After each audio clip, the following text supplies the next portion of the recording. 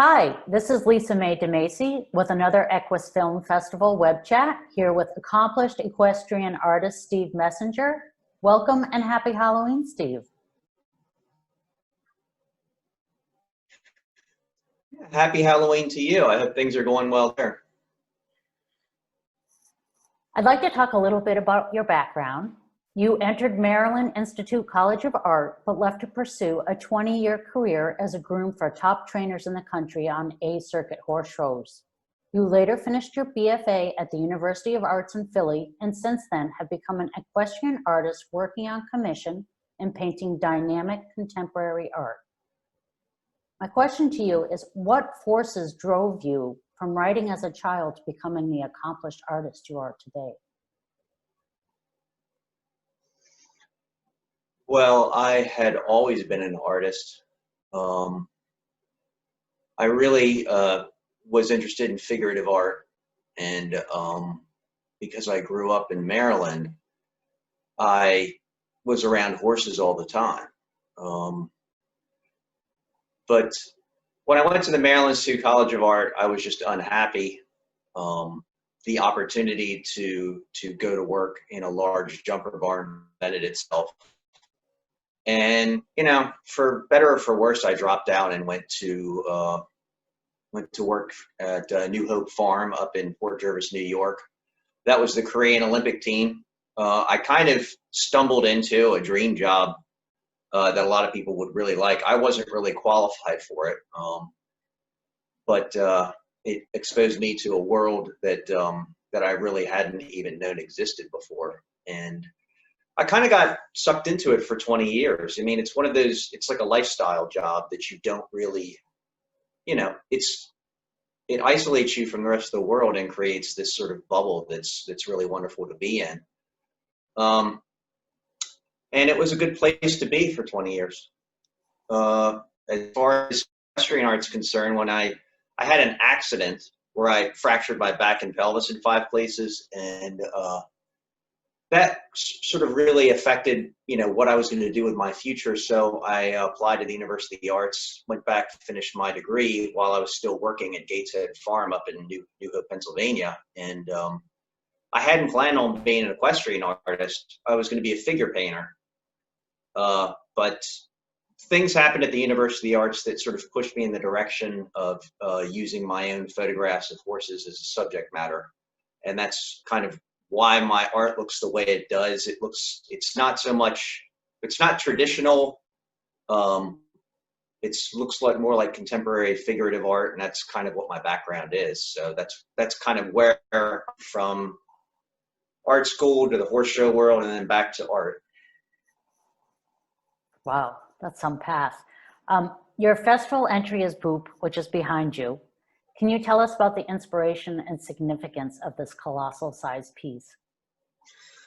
Well, one of the things I always liked was sort of a lot of personality in a horse, and so I took care of this horse. This was based on a photographic image I shot probably 20 years ago, maybe 15 or 20 years ago, on an old film camera, my old Canon Rebel.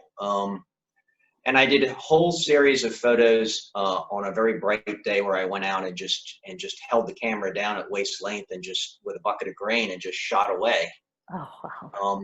And I was interested in this because of its foreshortening. It really references the sort of unusual foreshortening you get with photography, and I liked the dramatic darks in the foreground, sort of trailing back, the way the nose is so prominent, but then you have this extremely, you know, sort of whimsical eye going back. I just liked the structure of it, and I felt like I liked the fact that it's a square. I always liked centralized pieces, like Warhol's portraits of celebrities. So I sort of did the same thing, but I wanted to get rid of distracting color because I work in a primary palette, it can be very bright. And for a large piece like this, when you eliminate color, it becomes very sculptural. So that's what was involved in this piece back here, which was done primarily with a 2-inch brush, by the way. You know, and you just sketch it out and then fill in the anatomy in terms of how the you know that horse's structure of the horse's head feels to your hand, and you know, every brush stroke is directional. Amazing. Is there anything else that you'd like to share with us about your work, about your portfolio of work?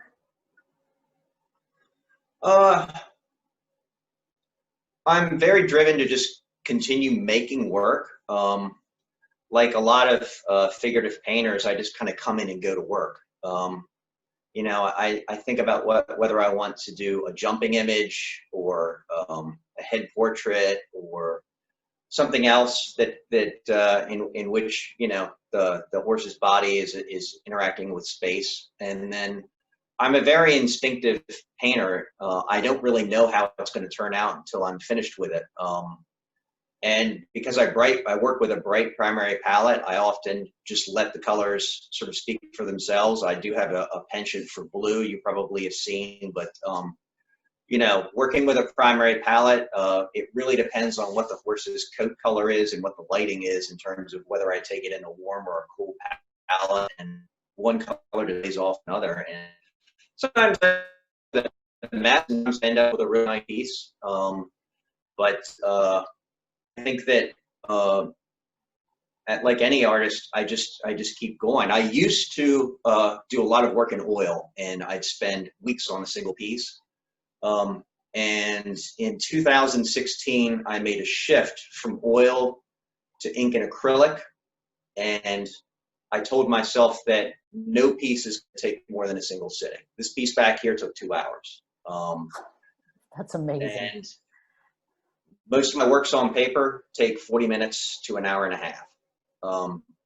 I really wanted to think about painting in mass instead of line, even though I use a lot of line in my work. And I wanted to just keep doing over and over and over again in terms of making an image a day, you know, when my schedule permits, to just get better at what I'm doing. But the style sort of took on a life of its own. Actually, there were people that were, and then some people who had never seen my work before who really got drawn to it, especially the large scale images. For instance, this piece back here, I can roll it up and ship it to anywhere in the world. You can't do that with an oil because it cracks. There are very, very many practical reasons why I chose acrylic and ink over oil and graphite. The speed, and there are just certain, for instance, this piece back here, if I can get up for one moment. Of course. That's okay. So with a piece like this, you can take a bucket of water, have it here, have your paint over here, and just start going to work, sketching it out as a big, it's basically a big square. And this piece here, like the mustache, the little, where you want to boop it, you just kind of follow the topography of where it's going. But then here's the thing, you can take your washcloth and just wipe things out. So it's like a giant grisol, like a giant oil wipe out, or better yet, like charcoal, because this is very matte. So you can literally just dump a lot of material in there, wipe it out, and get a very smooth painting, something that looks very, very true to life. And yet all it is a flick of a wrist. And so in many ways, what I did was I broke the cardinal rule of what I consider to be academic realism and equestrian art, especially, not just figure painting. I got rid of surface rendering. That's a huge taboo, because I felt like I could convey realism without surface rendering. I could still give you those reflections in the eye. I could still give you all the topography around the lip and the mouth and the muzzle, which there's just tons of light and dark, without just sitting there and I've got to render that hair. And that was a huge thing for me to give up. You know, there are a lot of artists who I'm friends with who are like, well, are you going to go back to oil painting, or this is really different? We really liked your oils. And well, I did a big oil this summer for a friend of mine whose horse had passed away. It either will happen or it won't. I'm really happy with the direction of my work right now because it allows me to just, like, I don't get bogged down. So many artists of no matter what genre get bogged down. It's so easy to get bogged down and hit a block, especially when you're in the middle of a painting, because you think the possibility's there, and then when you're halfway through, you realize this isn't going to be quite what I thought it was going to be, and then you get really discouraged with the work. With something like this or any of my works on paper, I'm going to knock it out in anywhere from 45 minutes to 2 hours. And if I'm not happy with it, well, I roll it up and I just go on to the next thing. I will not allow myself to get bogged down because that happens so many times in some of my older oil paintings. And when you're an oil painter, it's so easy to compare yourself to everybody else out there. Like during the lockdown, I was comparing myself a lot to a lot of artists I follow on Twitter and who are professional science fiction and fantasy artists who work only digitally and have huge reputations. And that's just a bad thing. You don't want to, you are what you are. Like for me, I'm really kind of old school because I was born in '67. So it was the art of the '70s and '80s that was still influenced by those big open spaces and studios and those, throwing paint up against the wall, which is so alien now to everybody else who has very tight and controlled. It's almost like we had this sort of like time between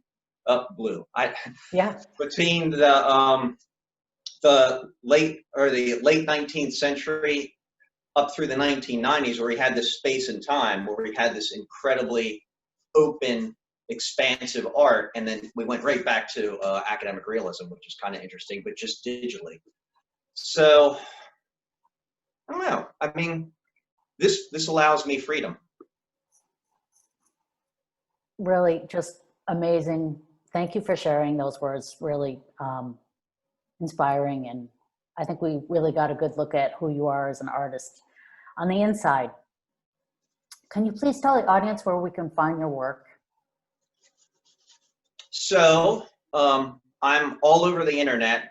For a while, I had a Facebook page that had 1,000 followers, but it was years ago. So I have a new Facebook page. Facebook and put in a GSM art, then it will pop up in your search. On Instagram, I'm equine artist Steve Messenger with a dash in between.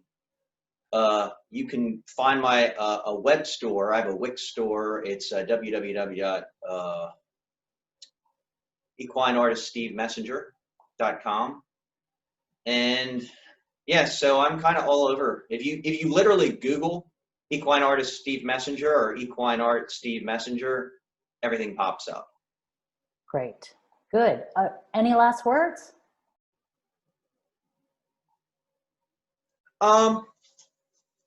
Last words would be don't let other people influence your work. You have to really have confidence in what you're doing and be willing to take risks. For instance, be willing to just go down a completely different path no matter what anybody else says.